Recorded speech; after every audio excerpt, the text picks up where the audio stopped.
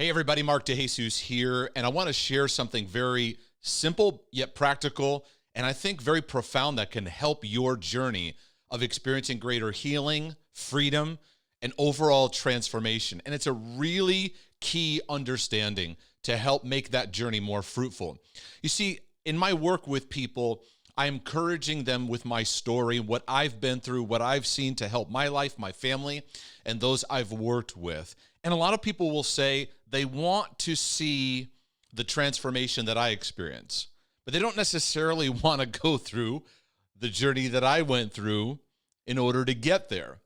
Now, I'm not saying you have to go through everything I went through to experience some of the healing that I experienced emotionally, some of the mental health overcoming that I've experienced in my life, the strengthening, the peace, and those kind of things, that you have to do everything that I did. But there's one key thing that I cannot emphasize enough that is very, very important to your transformational journey wherever you are in your life.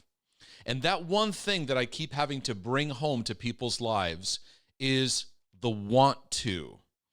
You see, many times in my coaching work with people, very soon into the experience, I can discover this person doesn't have the want to.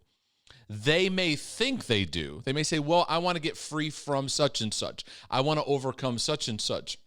But their want to, their decision, their deciding, their ability to choose firmly, this is what I really want, can often be very weak. And so no one can choose the want to for you. This is very, very important. No one can make that decision for you. When you establish a strong want to, nothing will stand in your way. And that's why I believe in the Bible, in both the Old and the New Testament, the power of decision is constantly brought to the people.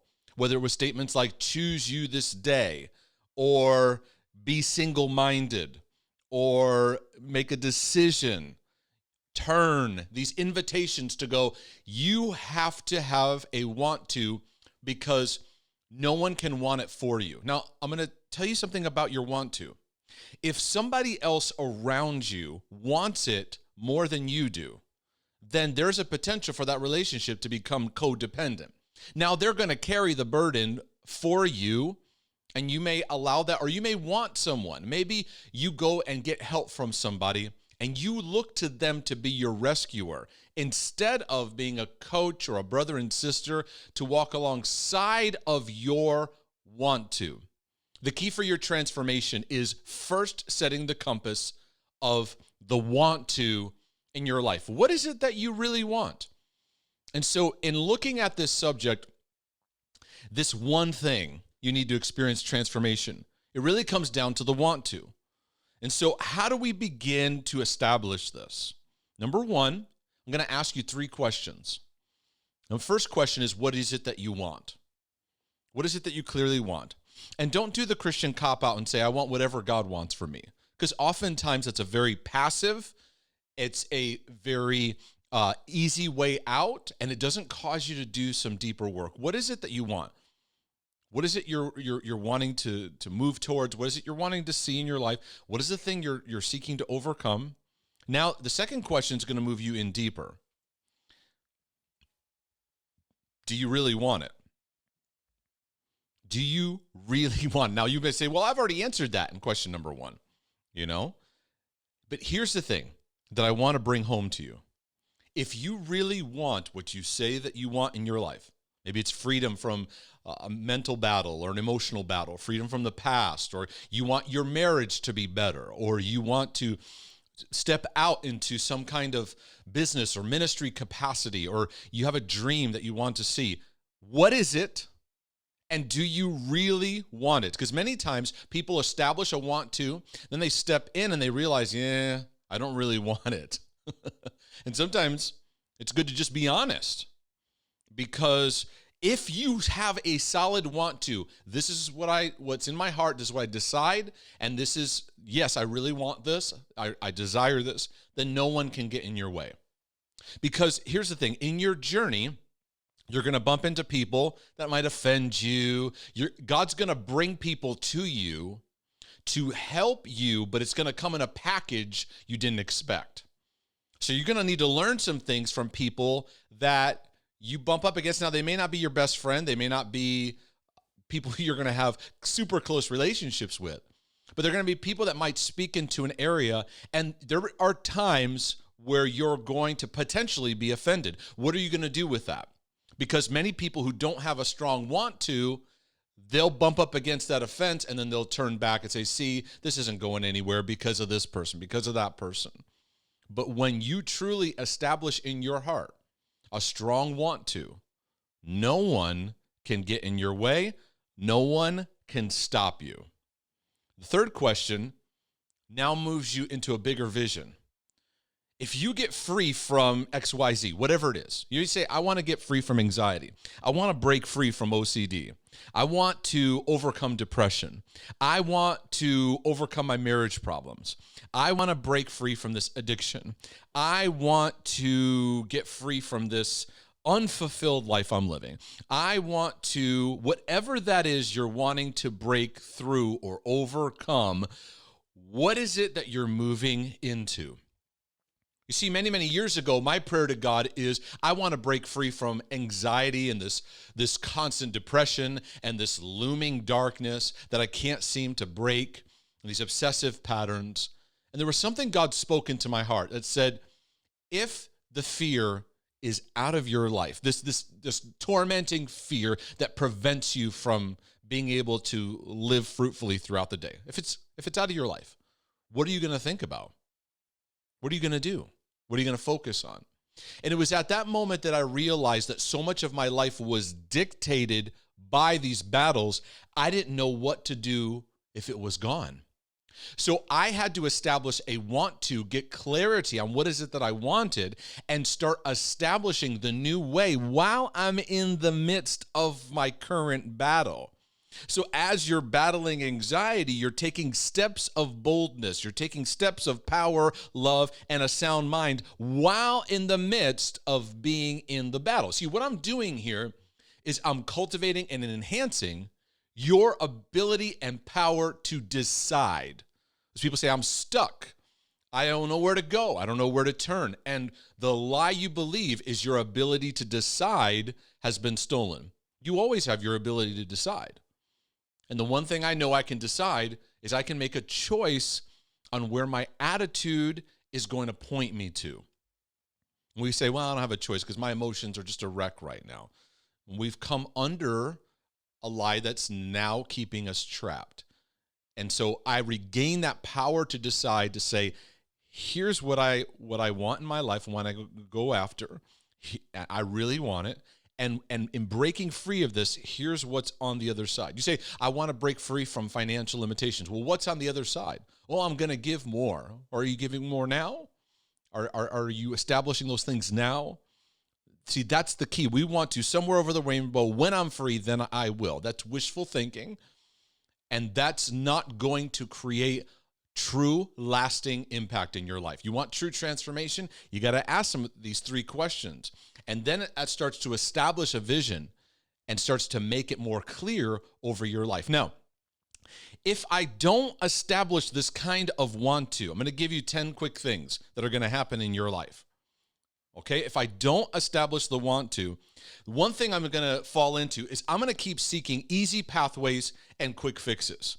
I'm going to want a quick prayer. I'm going to want somebody to rescue me. I want to, you know what? There must be a silver bullet out there. A lot of people are looking for the silver bullet, that one thing. If I find that one thing, then I'll be completely free. And they don't realize, no, this is a journey. There's resistance. You're going to go through tough times. You're going to go around the mountain, sometimes 10, 15, 20, 100 times. And then some breakthrough will happen. Sometimes you'll get little breakthrough and then you feel like you're going backwards. But you stay in the game and you keep going because you've established a decision and a want to in your life. Without the want to, you're going to find ways to blame. You're going to blame others. You're going to blame your family. You're going to blame the counselor you went to that you didn't like. You're going to blame the doctor. You're going to blame the pastor. You're going to blame that boss you worked for. So now your focus is going to be on what happened to you. And I'm not denying that those things happened to you that were hurtful. I'm not denying that at all. What I'm saying is they can now become a place of limitation because you have to say the healthiest place of healing is recognizing this happened to me. It's okay. This happened to me. It was painful. It was hurtful. This thing that was wrong happened to me, or this thing that should have happened that didn't. This just really happened. Now what? God, I invite you into this. Now what am I going to do with this? See, that's the mark of an overcomer that will break the victim cycle off and establish a stronger want to. And so if I don't walk in this, I'm going to blame others, and I'm going to want other people to rescue me. I'm going to want them to establish themselves as a superhero, and it'll keep me from taking responsibility. Say, you know what, there's these things that happen to me, but I'm still responsible for my choice and my decision of where I'm going to go from here. So let this sink in, because some of these are tough statements, but I say them because I want you to grow. I want you to heal. I want you to find the breakthrough. If I don't establish the want to, I'm going to focus on how others have it better than me. You will focus on how others have it, quote, better than you. You will look around at those who maybe break through, those who have some good things that maybe you want in your life. Envy and jealousy will creep up. And you will look and say, they have some kind of winning factor that's an advantage for them that I don't have. And if I had that, then I would be where they are. And what it does is it gives you a reason why you are where you are, but it's a disempowering one that just keeps you stuck.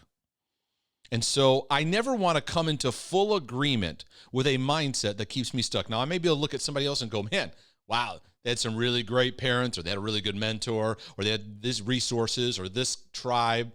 That's great. I didn't have that. But their world is not my world. My world is not theirs. I'm on my own journey. That's why comparison is such a dangerous trap. It's dangerous if it makes you feel better about yourself. It's dangerous if it makes you feel worse about yourself.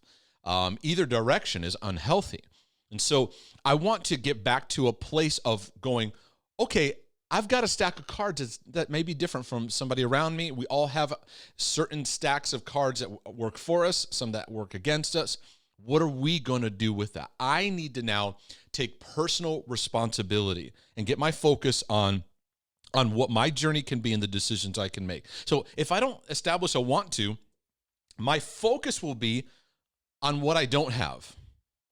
It'll be on what I don't have versus focusing on what you can do, what you do have, and what you can discover.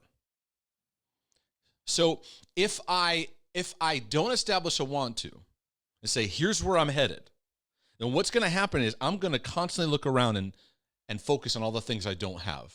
The resources, the money I don't have, the relationships I don't have, the open doors I don't have, the opportunities I don't have, versus focusing on what is it that I do have. God always is working with what's in your hand, like he did with Moses. Show me what's in your hand. Show me what's there right now, and steward that, expand that, and grow that right there, and see the opportunities that are in front of you. Because some people will stay focused on, I have no resources. I had terrible parents. I grew up poor. I had these traumas. I had these things happen in my life. All these factors that are going on that keep me in this place. When you break through, your focus is what you do have right now and what can you discover. Encourage yourself today to move into a place of discovery. What is it that I can discover in my life and in my journey? Number 5, if you don't establish the want to, you won't know how to handle resistance. You won't be prepared for it. As soon as things get tough, you're going to quit. Because in the want to, you realize this is a long haul. This is a marathon. Change isn't going to happen overnight. I will experience resistance, and I will need to develop my overcoming muscles. But if I don't establish a want to, number 6 is I'm going to have a dysfunctional relationship with God. And I mention this a lot in my materials, in my teachings and resources. This is the dysfunctional relationship. Pay attention to this. The dysfunctional relationship with God is, God, you are up there. I am down here. up there, come down and do something for me. Rescue me from this terrible situation that I'm in. Take me out. So we look circumstantially, go, God, rescue my situation, change them. And what we're really saying is, I need you to change them because I am powerless and there's nothing I can do about anything in my life, and I need you to do it for me. Rather than coming into agreement with, God, you are inside of me. The living Savior lives within me. And I am an overcomer. I have the ability to decide, and I'm going to step out and take a step. And many of you today are waiting for something to happen to take the step. And you're saying, well, I'm waiting for God's will. I want to make it clear. I want confirmation. All these things. It's all fear, fear, fear. Many times it's victim, victim, victim thinking. And I had to, everything I'm telling you, I've had to learn in my own life. And I'm still learning. Because many times we don't take a step because we're hesitant. We got a fear of failure, procrastination. We struggle in taking a step or a risk. And what you need to understand is God teaches you actually in the learning. Many of you need to just step out and go, I'm going to step out today and invite God into the learning experience. And if you're off track, he'll course correct you. But many of you are in a place of stuck and you haven't taken a step and you're waiting for the perfect thing to open up. And that's not how it's going to work. You're going to have to take a step out today. And so if you don't establish that want to, you're going to have that dysfunctional, God, rescue me, rather than realizing he sent Jesus to rescue you. The living kingdom of God lives within you as a believer. So from here, it's a real downhill slide. I'm going to warn you. I've got 4 more. Number 7, you're going to develop an ironclad story on why you cannot change or why you can't break free. And this is the heart of the victim mentality. And so you will be tuned into all the factors in your life. You'll point to them, and you'll have a really good story, a rehearsed story that you can even share with people. That whenever that subject, when that area is discussed, you're going to bring out all those factors, because the story will be a defense of why you are where you are. It's what I call the testimony of Satan. We don't like to admit that, right? We don't ever want to admit that we're living by a testimony of Satan. Like, that's really strong. Well, the testimony of Jesus is a spirit of prophecy. So if I'm giving out a testimony of Jesus, then what it will do is it will inspire the people around me to break free, to move forward. It's prophetic. It has a power for them to look through their future through God's eyes. But the testimony of Satan keeps me stuck and will keep others stuck. And we can all not challenge or sharpen each other. We just all stay stuck in the battle. And the gospel is a gospel of opening the prison for those who are bound. You notice the language there, opening of the prison. That means you got to actually step out. The prison's open, but you got to step out, break off those chains, and start walking in a new direction. So if I don't establish the want to, I'm not going to invest in what I need to, because there's going to be time that you're going to need to invest in some things for your journey. Whatever it is in your want to, you're going to need to invest time into it. You're going to need to invest money, financial resources. You follow the money trail, you'll see what you're invested in your life. Okay?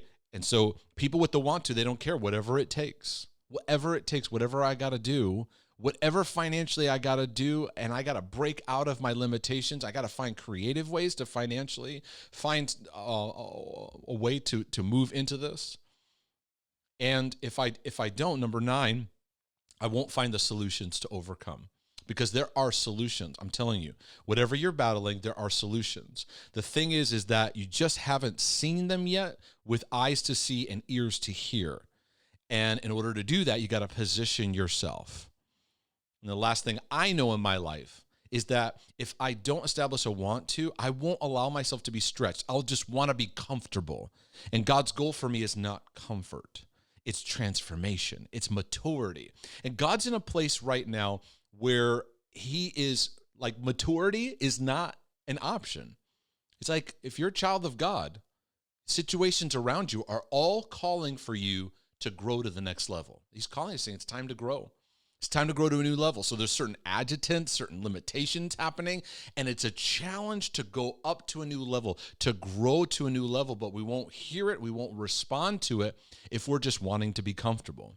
See, I need to see things that right now I cannot see. I need to be able to hear things I've not maybe been willing to hear or just haven't heard in the frequency that I've needed. And so I pray that anything, this will establish your want to. If you say, well, Mark, I don't know that I have the want to. What do I do? Stop and ask God and say, be honest. I'm struggling with the want to. Would you help me? And usually there are two factors I find in the course of transformation. Number one is when God's love penetrates our hearts and we receive his love and love ourselves enough to see what's possible, then our want to begins to rise up. Number two, sometimes we need to be sobered to what will happen if I don't take action, if I don't listen to this, and if I don't start moving in a new direction. And get sobered to that. That then I realize something needs to change. But if you lack it, ask him and yield by faith, knowing that he'll work with you in the stepping out.